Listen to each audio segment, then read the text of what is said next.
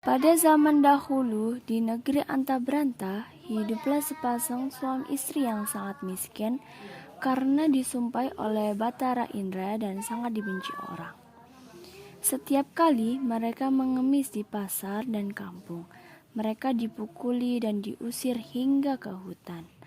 Oleh karena itu, tinggallah sepasang suami istri itu di hutan dan memakan batang kayu dan buah-buahan. Setelah beberapa lama, istri si miskin hamil selama 3 bulan.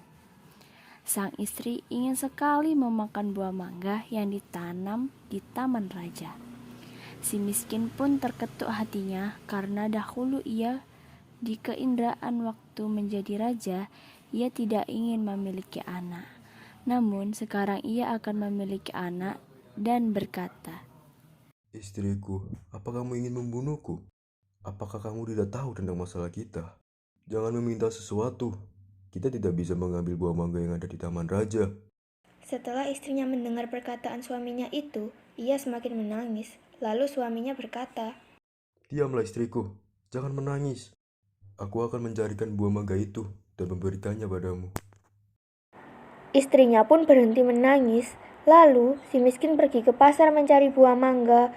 Setelah sampai di pedagang buah mangga, ia ragu untuk meminta buah mangga karena ia takut orang akan memukulinya. Pedagang buah mangga pun bertanya, Hai miskin, apa yang kamu inginkan? Jika Tuhan mempunyai belas dan kasihan, berikanlah saya sebiji buah mangga yang sudah busuk, Tuan. orang yang berada di pasar pun menjadi iba karena mendengar kata-kata si miskin itu.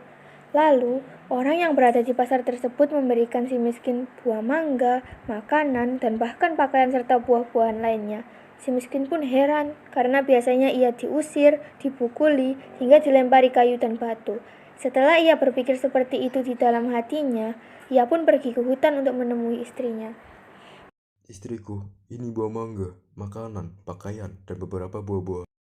kemudian istrinya menginjak-injak apa yang diperoleh si miskin tersebut, sambil menceritakan apa yang terjadi. Istrinya pun menangis dan tidak mau makan jika bukan buah mangga yang ditanam di taman raja dan berkata, Biarkan saja aku mati.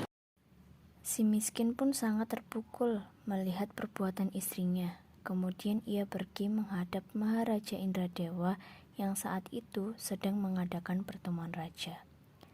Lalu ia masuk ke dalam dan Baginda Raja pun berkata, Hai miskin, apa yang kamu inginkan?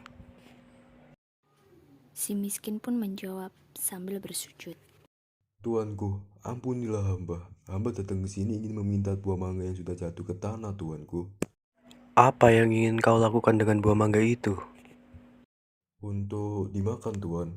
Tolong ambilkan setangkai buah mangga untuk si miskin ini.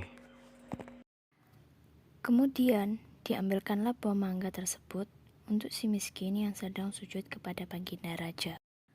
Setelah itu, si miskin pun berjalan pulang ke rumahnya.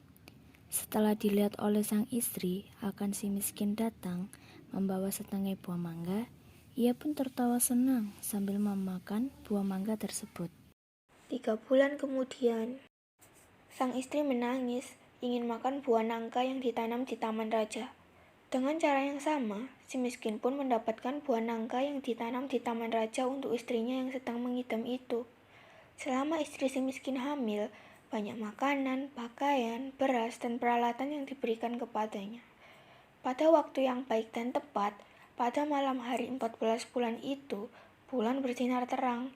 Kemudian, pada waktu itu juga, istri si miskin melahirkan seorang anak laki-laki yang sangat baik dalam penampilan dan tampan.